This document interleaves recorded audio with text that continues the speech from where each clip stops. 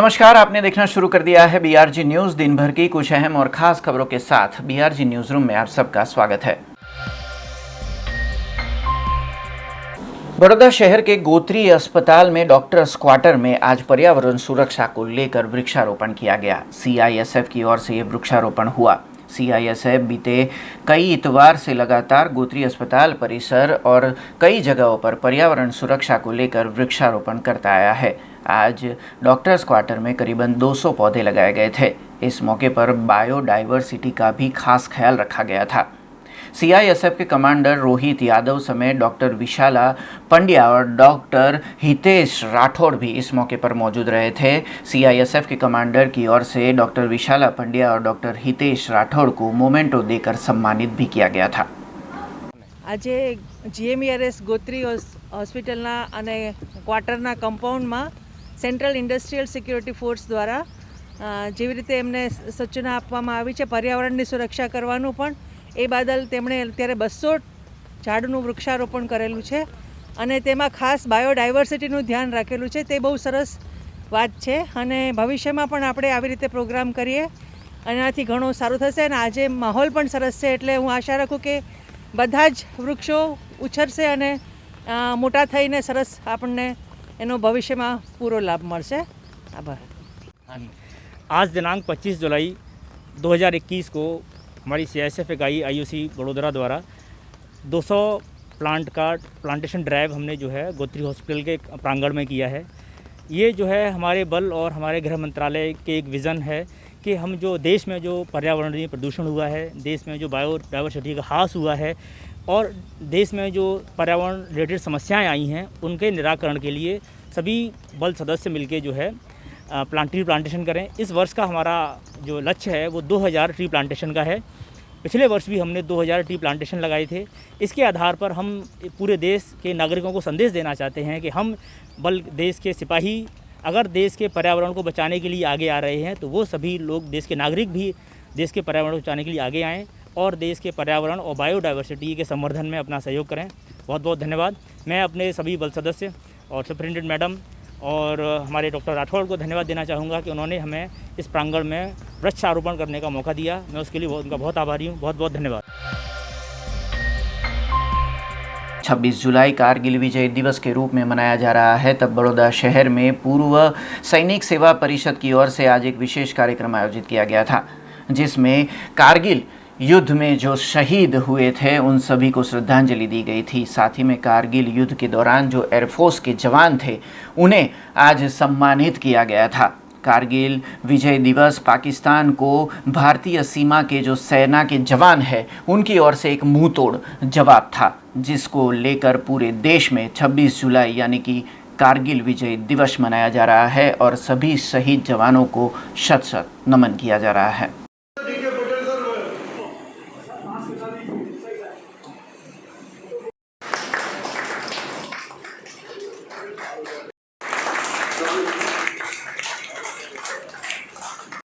में हमारे पूर्व सैनिक गुजरात प्रदेश से तमाम लोग एकत्रित होकर के उन शहीदों को वीरांजलि देने के लिए, श्रद्धांजलि देने के लिए एकत्रित हुए और साथ ही साथ जिस प्रकार कारगिल युद्ध 3 मई 1999 में शुरू होकर के 26 जुलाई 1999 में समाप्त हुआ था और जिस प्रकार पाकिस्तान ने हमारी ऊंची पहाड़ियों पर कब्जा किया था, उन तमाम वस्तुओं से मुक्त कराया और उनकी खुशी में और साथ ही साथ जो भारत देश की आन बान शान के लिए शहीद हुए उन शहीदों को श्रद्धांजलि देने के लिए, वीरांजलि देने के लिए हम सारे लोग यहाँ एकत्रित हुए हैं और साथ साथ जितने 80 साल और ऊपर के जितने वेटरन्स हैं उनका सम्मान करने के लिए यहाँ हम लोगों ने शाल उड़ा करके उन लोगों का सम्मान किया और उनको इज्जत दे करके सबको यहाँ पे विदा किया।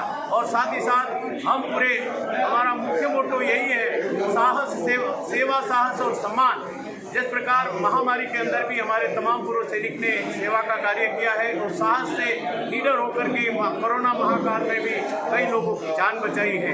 भूख के दौरान में भी हमारे पूर्व सैनिक जगह जगह पे पूरा कार्य करते हुए नजर आ रहे हैं और ये अखिल भारतीय पूर्व सैनिक सेवा परिषद एक भारत की एक नॉलेज भारत ने इन्हों मान्यता दी हुई एक संस्था है। तो इन संस्था के दौरान सारे लोग अपना समय दे करके निस्वार्थ भाव से कार्य करते हैं। इसमें कोई पैसा किसी को मिलता नहीं, कोई पगार नहीं मिलती है, लेकिन हम लोग अपनी सेवा प्रदान करके लोगों का साहस जोशा बढ़ाते हैं और लोगों को हम अपनी तरफ से जितना हो सके पूरी सेवा प्रदान करते हैं। Thank you.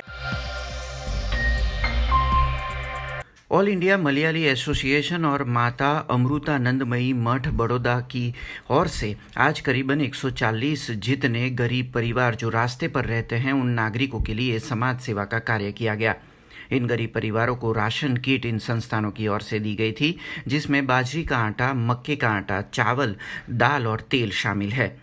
इन वितरण की जो अगुवाई है वो इन दोनों संस्थानों के अध्यक्ष मोहन नायर की ओर से की गई थी। इन दोनों संस्थानों की ओर से कंबल जैसी कई चीज़ों का दान गरीब परिवार के लोगों को साल भर दिया जाता है। इस साल कोविड प्रतिबंधों के कारण इन समाज सेवा के कामों में कुछ देरी हो रही है। संस्था के अध्यक्ष का मानना है कि ऐसी सेवाएं करने से दुनिया में मानवता और मानसिक शांति फैलती है और ये हमारे गुरु माता अमृतानंदमयी देवी को एक तरह से वंदन समान है।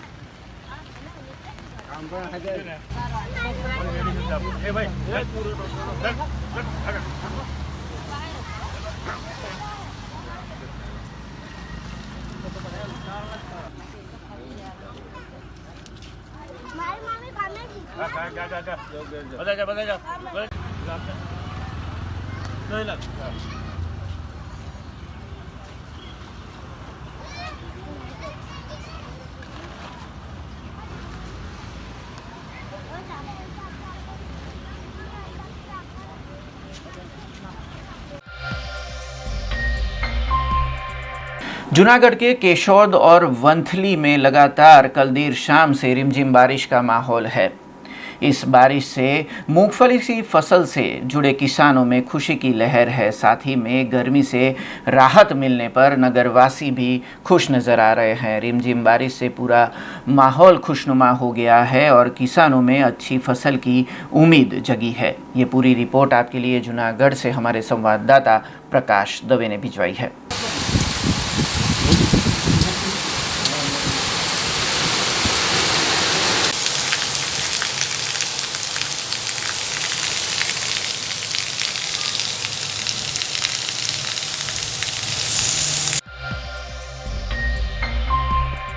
खबर सौराष्ट्र के माड़िया हटीना से आई है, जहां पर आज सुबह से रिमझिम बारिश का माहौल है। सुबह 6 से दोपहर 12 बजे तक की बात करें तो करीबन 2 इंच बारिश यहां पर दर्ज की गई है। अगर माड़िया हटीना में मौसम की कुल बारिश की बात करें तो 12 इंच जितनी बारिश इस मौसम में यहां पर दर्ज की गई है। रिमझिम बारिश से किसानों में खुशी का माहौल है। ये पूरी रिपोर्ट आपके लिए माड़िया हटीना से महेश कानाबार ने भिजवाई है।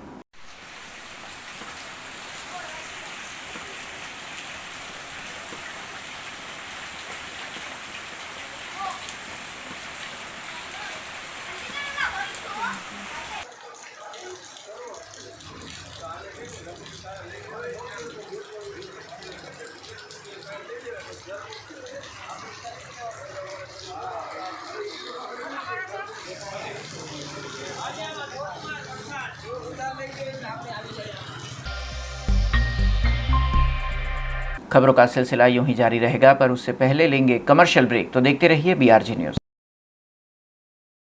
बीआरजी ग्रुप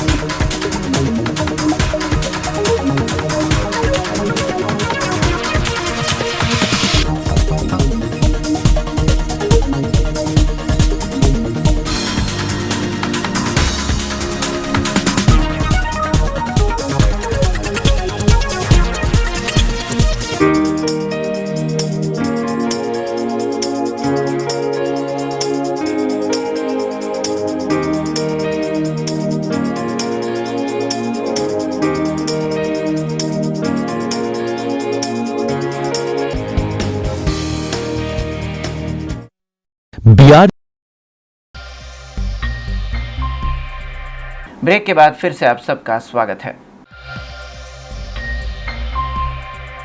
बड़ौदा एनडीआरएफ के जवानों ने महाराष्ट्र में 2 बाढ़ प्रभावित गांवों के लोगों को निकालने में मदद करना शुरू कर दिया है। राष्ट्रीय आपदा प्रबंधन बल यानी कि एनडीआरएफ ने महाराष्ट्र के 2 बाढ़ प्रभावित क्षेत्रों में बचाव और राहत कार्य में शामिल होने के लिए बड़ौदा के पास आए जरोद एनडीआरएफ सेंटर से 4थी बटालियन की 4 टीमों को भेजा गया था। इन इलाकों में शनिवार को ये टीमें हवाई मार्ग के जरिए तैनात हुई थी। डेप्यूटी कमांडर अनुपम ने टीमों के प्रदर्शन की जानकारी देते हुए कहा कि ये टीमें 8वीं बटालियन की है। ये गांव रत्नागिरी को जोड़ने वाले राजमार्ग संख्या 18 पर फिलहाल फर्ज निभा रही है। इन प्रभावित गांवों में से जो बाढ़ प्रभावित गांव है वहां से जो लोगों को निकाला जा रहा है उसमें एक गर्भवती महिला, एक और महिला, 2 बुजुर्ग दंपत्ति, 2 बच्चे और एक युवक को सुरक्षित बाहर निकाला गया है। सांगली को जोड़ने वाले इलाकों में फिलहाल ये टीमें लगातार राहत और बचाव कार्य में जुटी हुई है।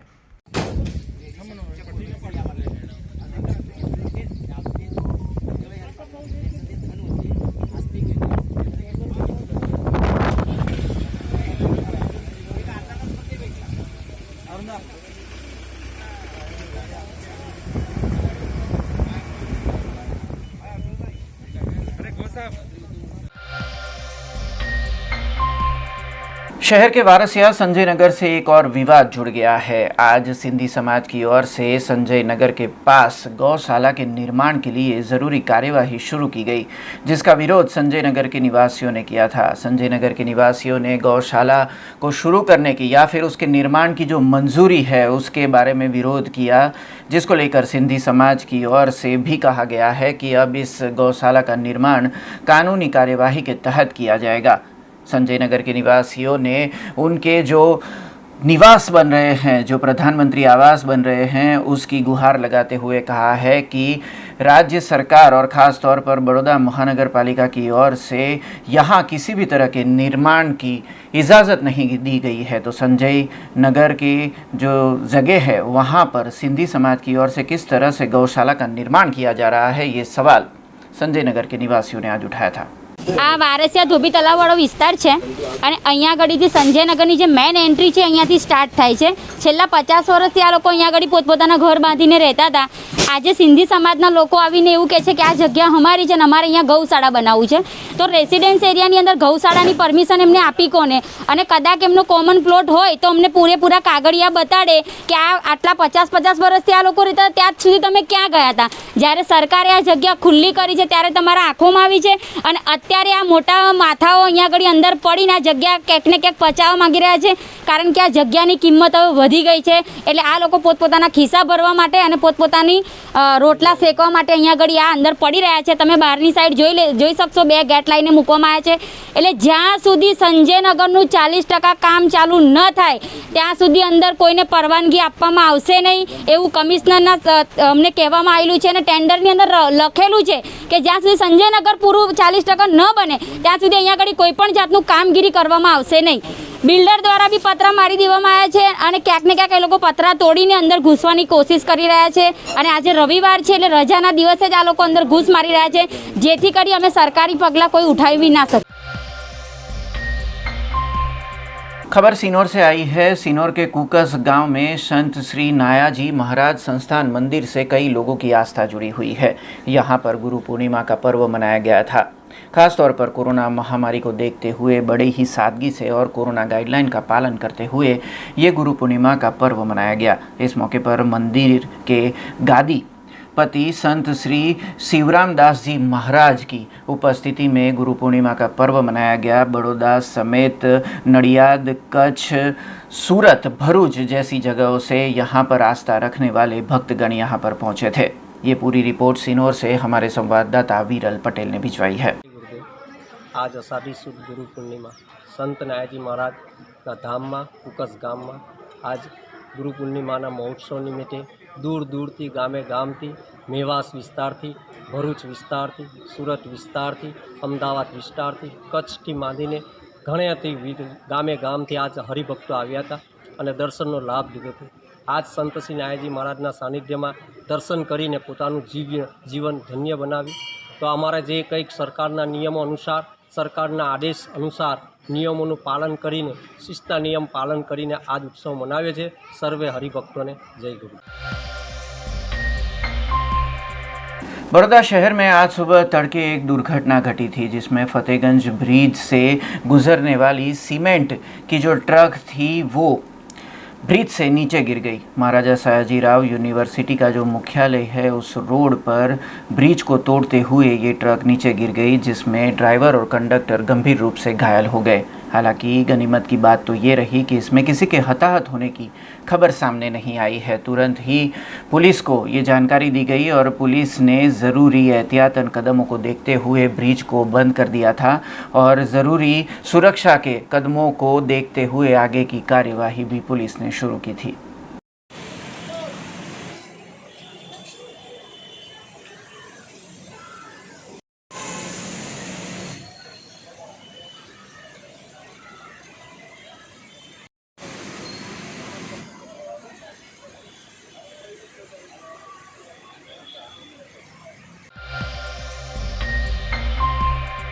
भारतीय जनता पार्टी की ओर से आज वार्ड नंबर 6 में ऑर्थोपेडिक और फिजियोथेरापी मेडिकल कैंप आयोजित किया गया था. ये निशुल्क मेडिकल कैंप की अगुवाई डॉक्टर शीतल मिस्त्री की ओर से की गई थी.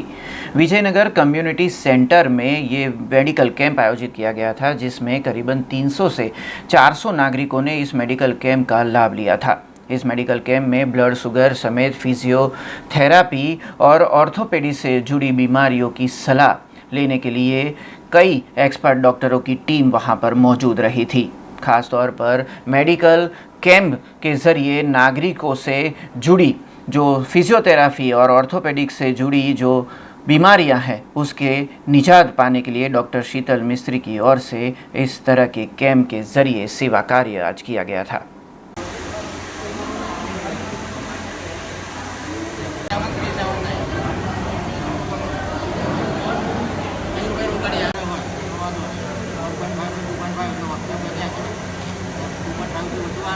प्रमुख CR पाटिल के जो खूब कुशल संगठक है अथाक परिश्रम करनारा है खूब लोकप्रिय एवं प्रदेश प्रमुखना सफल कार्यकाल में 1 वर्ष पूर्ण थवाना अवसरे आज वॉर्ड नंबर 6 में विजयनगर कम्युनिटी हॉल खाते आज फ्री ऑर्थोपेडिक और फिजियोथेरापी मेडिकल कैम्पનું आयोजन કરવામાં આવ્યું છે.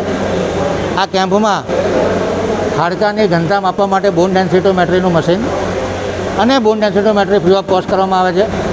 જેને ડાયાબિટીસ છે કે નહીં ચેક કરવા માટે બ્લડ શુગર ટેસ્ટિંગ કરવામાં આવે છે.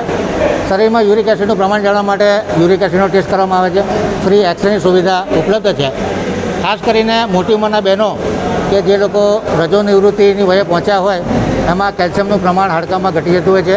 આ બહેનોને કેલ્શિયમ અને વિટામિન D3ની ઉણપ હોય છે એટલા માટે એ લોકોને ફ્રી ટેબ્લેટનું વિતરણ કરવામાં આવી રહ્યું છે. જે લોકો મોટી ઉંમરના છે જે લોકોની કસરત ઓછી છે એ લોકોના પણ હાડકાં નબળા પડી જાય છે. જે લોકો આલ્કોહોલ અને તમાકુનું સેવન કરતા હોય છે એ લોકોના પણ હાડકાં નબળા પડી જતા હોય છે. કોરોના બાદ જે લોકોને સ્ટીરોઇડ લીધા છે એ લોકોના પણ હાડકાની ઘનતામાં ઘટાડો નોંધાય છે. આ તમામ કેલ્શિયમની ઉણપ અને વિટામિન D3ની ઉણપ ઓછી કરવા માટે આજે કેલ્શિયમ વિટામિન D3ની ટેબ્લેટનું ફ્રી ઓફ કોસ્ટ વિતરણ કરવામાં આવી રહ્યું છે. ये थी अब तक की खबरें. कल नई खबरों के साथ फिर से उपस्थित होंगे. तब तक BRG न्यूज़ की पूरी टीम को इजाज़त दीजिए. नमस्कार. अब खबरों से लगातार अपडेट रहना हुआ आसान. BRG न्यूज़ आपके मोबाइल स्क्रीन पर आज ही BRG न्यूज़ की mobile app Google play store और ऐप स्टोर से डाउनलोड करें और खबरों से लगातार जुड़े रहें.